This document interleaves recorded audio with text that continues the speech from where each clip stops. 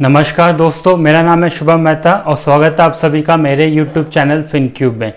तो आज हम बात करने वाले हैं पीई रेशियो के बारे में, प्राइस अर्निंग रेशियो, जो कि मोस्ट वाइडली यूज्ड रेशियो है इन्वेस्टमेंट की दुनिया में।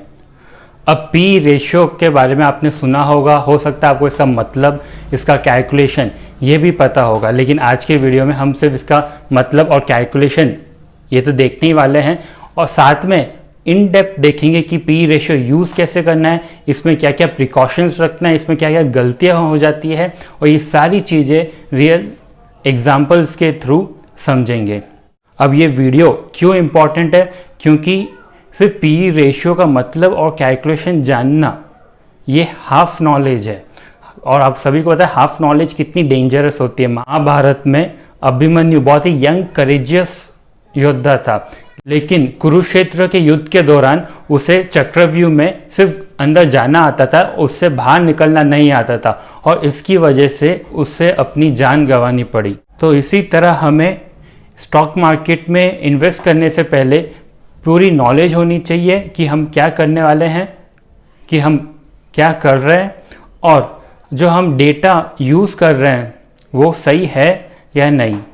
तो जिस तरह जब अर्जुन अपनी वाइफ सुभद्रा को चक्रव्यूह के बारे में समझा रहे थे, उस टाइम उन्हें नींद आ गई थी और अभिमन्यु चक्रव्यूह में सिर्फ अंदर जाना सीख पाया था, उसे बाहर निकलना नहीं। उसी तरह आपको ये वीडियो पूरा स्टार्टिंग से लेके एंड तक देखना होगा, क्यों और हो सकता है ये वीडियो बहुत काफ़ी लंबा हो जाए तो मैं 2 पार्ट में डिवाइड कर दूँ। इस वीडियो को आप बीच में छोड़ेंगे या आधा अधूरा समझेंगे तो वही हाफ नॉलेज ही रह जाएगी। अब हाफ नॉलेज रहना कोई बुरी बात नहीं है, हम सब लोग हर चीज़ के बारे में इन डेप्थ पूरी जानकारी नहीं रख सकते, लेकिन प्रॉब्लम तब आती है जब ये हाफ नॉलेज हम कहीं इम्प्लीमेंट करते हैं और वो इम्प्लीमेंटेशन के कारण हमें बहुत बड़ा नुकसान हो सकता है। तो चलिए वीडियो शुरू करते हैं।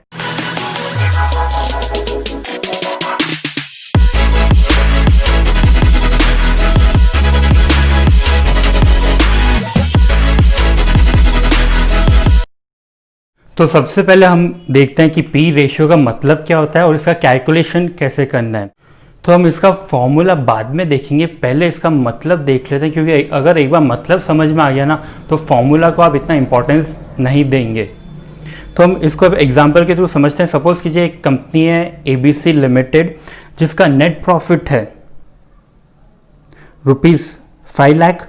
कंपनी के पास टोटल शेयर है 50,000, मतलब कंपनी ने अभी तक 50,000 शेयर इशू किए हैं। तो कंपनी का टोटल प्रॉफिट है 5 लाख रुपए और कंपनी के पास है 50,000 शेयर। तो कंपनी एक शेयर पे कितना प्रॉफिट कमा रही है, वो हो गया 5 लाख डिवाइड बाई 50,000, वो होता है ₹10।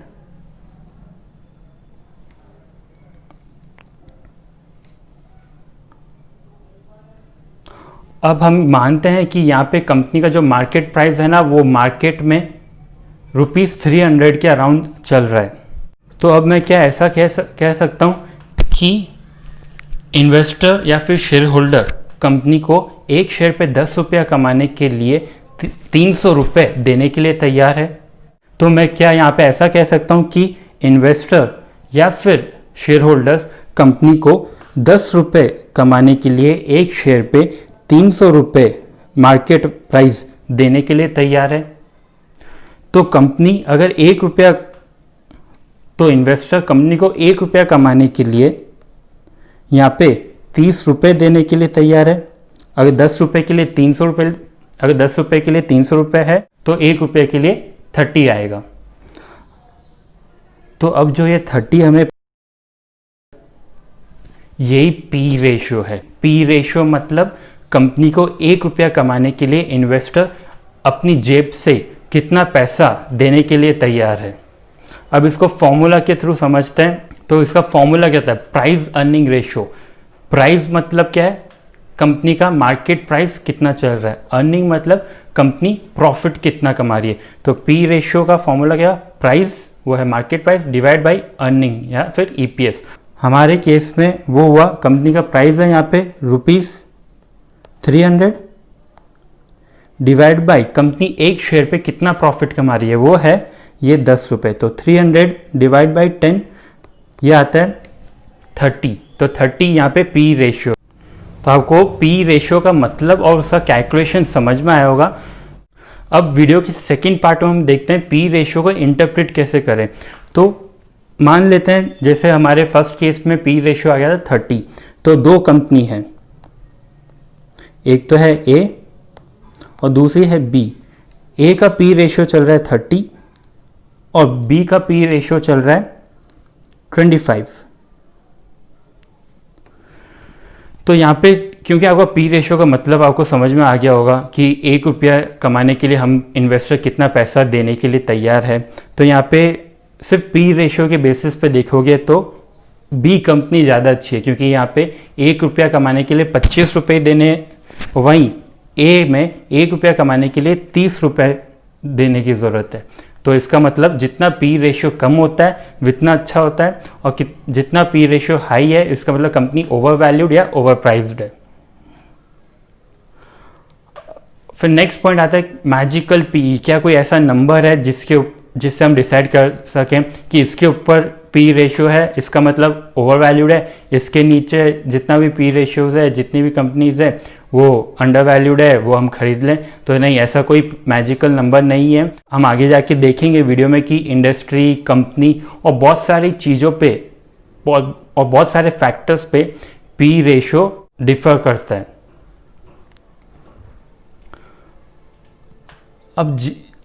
तो अभी तक हम देख चुके हैं पी रेशियो का मतलब क्या होता है और उसका इंटरप्रिटेशन, और ये चीज़ जो इसका मतलब और इंटरप्रिटेशन है वो है हाफ नॉलेज।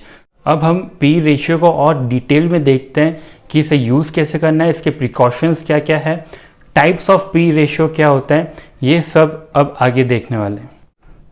तो चलिए अब नेक्स्ट टॉपिक या नेक्स्ट सेगमेंट में चलते हैं, वो है how to use P ratio. तो यहाँ तक जितने हमने बात करी थी वो सिर्फ बुकिश नॉलेज या फिर थियोरेटिकल नॉलेज थी, उसका प्रैक्टिकल पॉइंट ऑफ व्यू से ज़्यादा रेलिवेंस नहीं रहता है। तो पी रेशियो अगर आप यूज़ कर रहे हैं तो सबसे पहले आपको जो पॉइंट देखना है वो है इंडस्ट्री स्पेसिफिक। अब इंडस्ट्री स्पेसिफिक मतलब, तो पहली बात, आप अगर कोई दो कंपनी को कंपेयर कर रहे हैं पी रेशियो के बेसिस पे, तो दोनों कंपनीज एक ही सेक्टर या फिर एक ही इंडस्ट्री की होनी चाहिए। आप एफएमसीजी एचयूएल कंपनी को टेलीकॉम एयरटेल कंपनी से कंपेयर नहीं कर सकते। आपको अगर एचयूएल को कंपेयर करना है तो उसे नेस्ले या फिर ब्रिटानिया जैसी सिमिलर कंपनी से कंपेयर करना होगा। दूसरा पॉइंट है, अलग अलग इंडस्ट्रीज़ का हो सकता है अलग अलग पी रेशियोज़ वेरी करता है। कोई इंडस्ट्रीज़ का जनरली लो पी रेशियो रहता है, जैसे metal, oil and gas companies है, वहीं कुछ सेक्टर्स या इंडस्ट्री का जनरली हाई पी रेशियो रहता है। तो इसको अब एक बार एग्जांपल के थ्रू समझते हैं। अब मैंने यहाँ पे एनएससी इंडिया की वेबसाइट ओपन की है, तो अलग अलग सेक्टर्स के एक बार पी देख लेते हैं हम। सबसे पहले हम देखते हैं निफ्टी एफएमसीजी सेलेक्ट कर रहा हूँ मैं।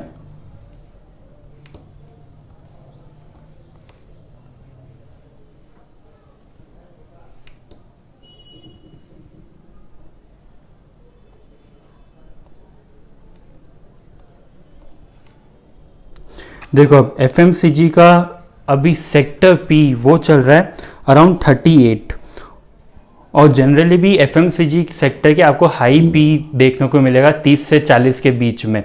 वहीं आप अगर एक बार ऑयल एंड गैस या फिर मेटल इंडस्ट्री का पी रेशियो देखते हैं, यहाँ पे निफ्टी मेटल सेलेक्ट किया मैंने, और यहाँ पे देखो निफ्टी मेटल का पी रेशियो आपको 10 से 12 के बीच में देखने को मिल रहा है। वहीं ऑयल एंड गैस का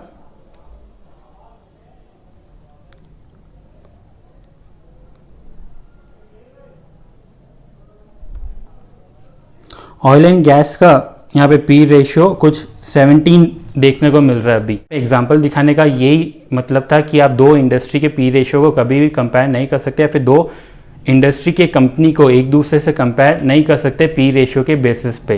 तो जब आप पी रेशियो यूज़ कर रहे हैं या फिर इवेल्युएट कर रहे हैं तो आपको ध्यान रखना पड़ेगा कि अलग अलग इंडस्ट्रीज़ के डिफरेंट रेंज में पी रेशियो चलते हैं, और आपको अगर ये चेक करना है तो आप एनएससी की वेबसाइट पे ये चेक कर सकते हो।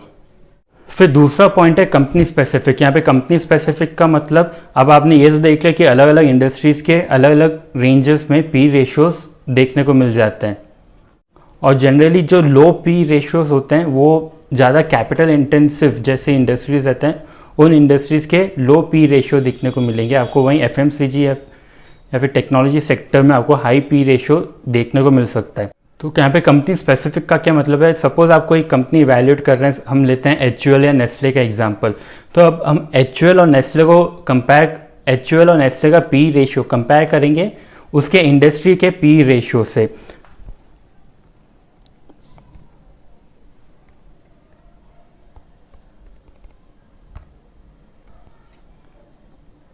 तो यहाँ पे मैंने अभी स्क्रीनर वेबसाइट ओपन किया और हिंदुस्तान एचयूएल का एक बार पी रेशियो कितना चल रहा है वो देखते हैं।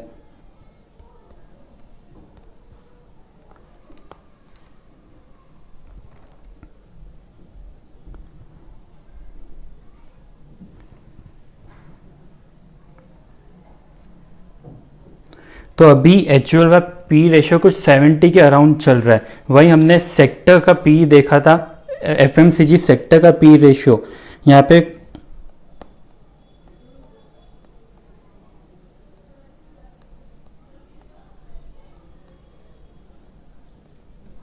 और यही यहाँ पे एफएमसीजी सेक्टर का पी रेशियो अराउंड 40 चल रहा है। तो सेक्टर का पी एवरेज पी रेशियो कुछ 40 अराउंड है, वही एचयूएल का 70 के है। तो अब यहाँ पे वैसे तो आप एचयूएल देखो तो हमको महंगा लग रहा होगा सेक्टर के पी के रेशियो में कंपैरिजन में, लेकिन हमको यहाँ पे ये देखना होगा जो एक्स्ट्रा पी, जो इतना हाई पी रेशियो चल रहा है एचयूएल का, क्या वो कोई कारण की वजह से है। हो सकता है कि कंपनी का ग्रोथ या फिर कंपनी का प्रॉफिटेबिलिटी, कंपनी की कंसिस्टेंसी इतनी अच्छी है कि इन्वेस्टर रेडी है एक्स्ट्रा पैसा देने के लिए वो कंपनी के लिए। तो हमको अंडरलाइंग रीजंस देखने पड़ेंगे कि वो कंपनी का सेक्टर पी के कंपैरिजन में पी रेशियो इतना ऊपर या फिर इतना नीचे क्यों है। सिर्फ आप इंडस्ट्री के पी रेशियो और कंपनी के पी रेशियो को कंपेयर करके नहीं बोल सकते कि वो कंपनी सस्ती है या महंगी है, आपको वो रीजंस देखने पड़ेंगे। डिस्क्लेमर, यहाँ पे मैं ये नहीं बोल रहा हूँ कि एचयूएल महंगा है या सस्ता है, ये सिर्फ कंपैरिजन के लिए और एग्जांपल के लिए चेक कर रहे हैं हम।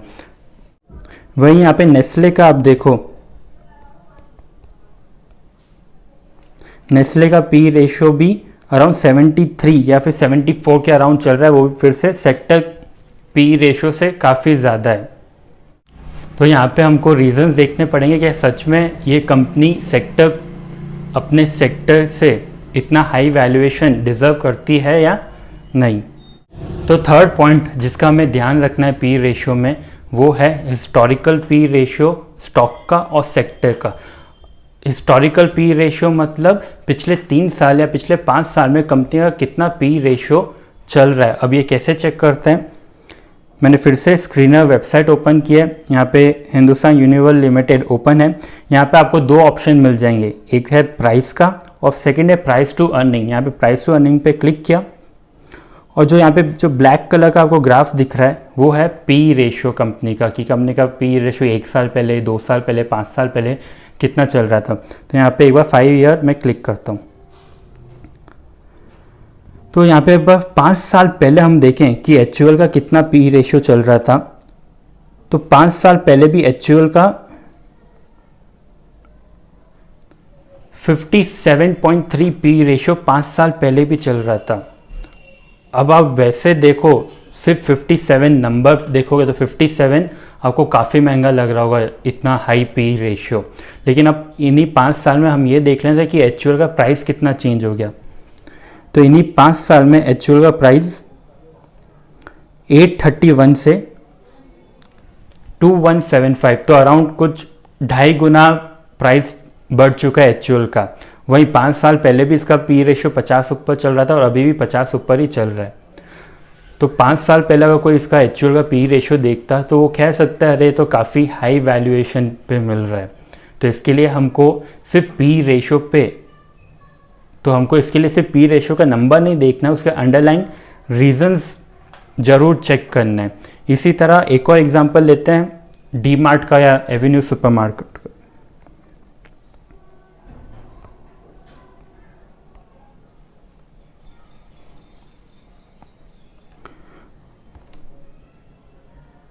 तो डी मार्ट का 5 साल पहले जो पी रेशियो था, 5 साल पहले तो लिस्टेड नहीं थी, ये मार्च 17 में लिस्टेड हुई थी और वो टाइम उसका पी रेशियो था 111, और जब वो टाइम से इसका हाई पी रेशियो ही चल रहा है। आप देख सकते हो कभी 100 के नीचे कभी कभी आया है, कभी 90 आया है, बाकी ऑन एन एवरेज 100 का पी रेशियो डीमार्ट का चल रहा है। और इसी टाइम आप प्राइस देखो तो प्राइस कितना ज़्यादा बढ़ चुका है। तो फिर से यही है, पी रेशियो के बेसिस पे हम डिसाइड नहीं कर सकते कि कंपनी अच्छी है बुरी है।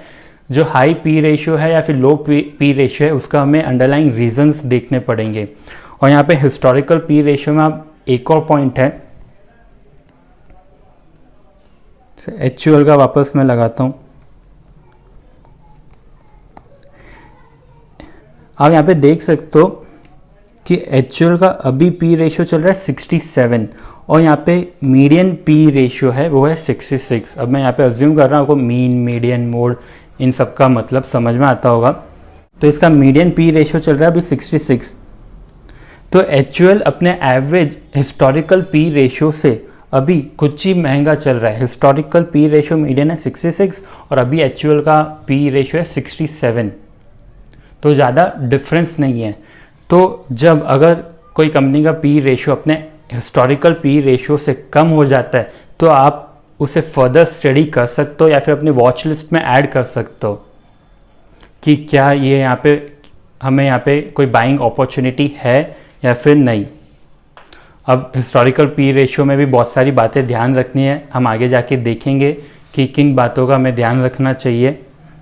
और अब आगे हम देखने वाले हैं कि पी रेशियो में हमें क्या क्या प्रिकॉशंस रखने हैं। ये 6 बातें हमें पी रेशियो में ध्यान रखनी है। उसके बाद में हम देखेंगे टाइप्स ऑफ पी रेशियो क्या होता है, forward P ratio, trailing P ratio, index P ratio और प्राइस अर्निंग ग्रोथ रेशियो। इसके बारे में मैं सेकंड पार्ट में डिस्कस करूंगा, नहीं तो ये वीडियो काफ़ी बड़ा हो जाएगा।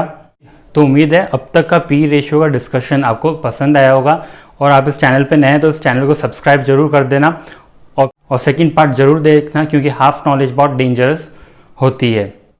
तो मुलाकात होगी सेकंड पार्ट में, तब तक के लिए गुड बाय।